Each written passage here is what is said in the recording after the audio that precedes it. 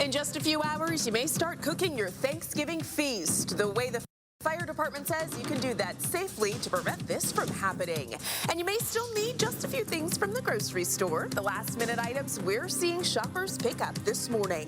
Plus, this Thanksgiving is unlike any other because of the pandemic, how families are adapting to make this holiday special. Covering news that matters. Fox 23 News This Morning starts right now.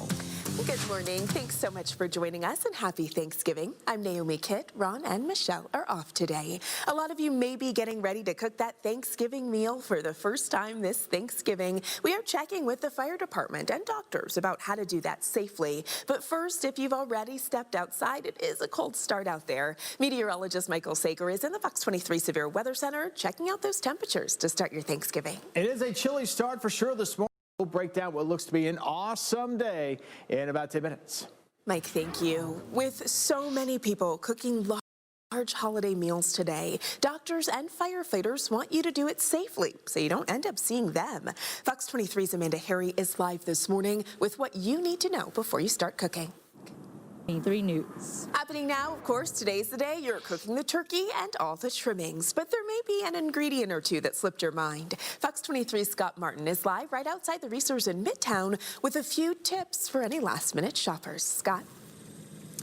Yeah, Naomi, well, real quick, I want to show you there are a few people that have went into the Resource here near Lewis and 15th. Just a few cars out here in the parking lot right now. Now, real quick, the sooner that you can get to the grocery store and get those last-minute items, the better. Resource here that will be closing at 3 o'clock. We're live in Tulsa this morning, covering news that matters. I'm Scott Martin, Fox 23 News. Scott, thank you. This morning now we're checking out the latest coronavirus numbers across the state. Wednesday, the State Department of Health reported more than 3,700 new cases. Sadly, 16 more people died. There are more than 33,000 active cases across Oklahoma right now, and hospitalizations set another record. More than 1,600 people are in the hospital fighting the virus or its symptoms. 432 of them are in the ICU. The Bixby Public School District is transitioning all of their students to distance learning for the rest of the semester. In a letter, Superintendent Rob Miller wrote, quote, "The virus is not a hoax and is no longer affecting just the elderly or health compromised." He says this month, 38 staff members tested positive for the virus. Several of them were actually hospitalized with severe cases in just the last week. Local teachers say a state policy change puts even more of a burden on them. The new rule allows students exposed to COVID-19 to quarantine in school. Shauna Might-Wright, the president of the Tulsa Classroom Teachers Association, says it's, quote, "ridiculous, infuriating, demeaning, and disgusting." School districts across the state can have in-school quarantine rooms starting November 30th. So you still have like this giant question mark with all these little question marks behind it. I'm not taking that chance with my kids. And we shouldn't be taking that chance with our already very spread thin teachers. Mott-Wright says in-person learning is better than distance learning, but she wants everyone to be safe if they're going to be in the classroom. Mustang Public Schools is the only district in the state so far to agree to in-person in-school quarantine. We do have all of the rules for you on the free Fox 23 News app. Following OU's Bedlam win over OSU, the Sooners' scheduled game this weekend against West Virginia has been postponed. It's because of recent positive tests and contact tracing within the OU program. This is the first time either team has had to postpone a game this season. The game is now scheduled for Saturday, December 12th. And the scheduled season opener for OU's men basketball against UT San Antonio has also been postponed for the same reason. The new season opener is December 2nd. In addition, the Sooners have pushed back Saturday's planned road trip to play the University of Central Florida. Your Thanksgiving plans may look very different this year, all because of the pandemic. Fox 23's Jackie Del Pilar talked with some Tulsa families about how they're celebrating. New this morning, Tulsa police arrested a man accused of stealing a car and holding it for ransom. Officers were called to this motel near 31st and Memorial Wednesday. They say the victim was talking with suspect Jerry Kahn on the phone. Officers say Kahn wanted $400 for the stolen car as ransom.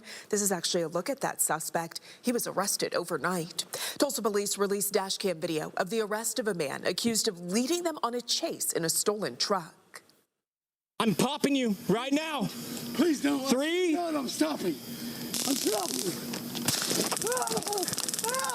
Get your hands behind your... You can hear it there. That was the moment back in August when an officer used that taser to take down Jared Nichols. Police say Nichols rammed into a trooper's car when they tried to stop him in a stolen truck. He's serving 10 years for the crime.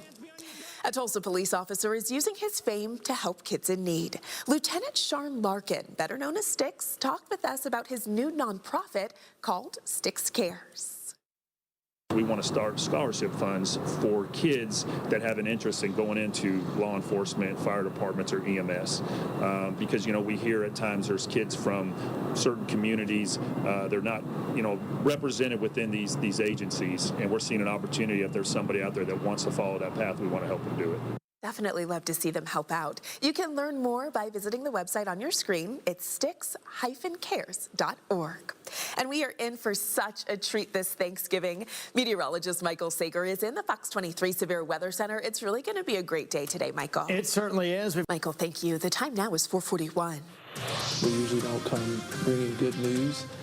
And so during random acts of kindness, it's just amazing to see people's responses. Those Tulsa officers spreading an act of kindness to people in our community, how you can help in their mission.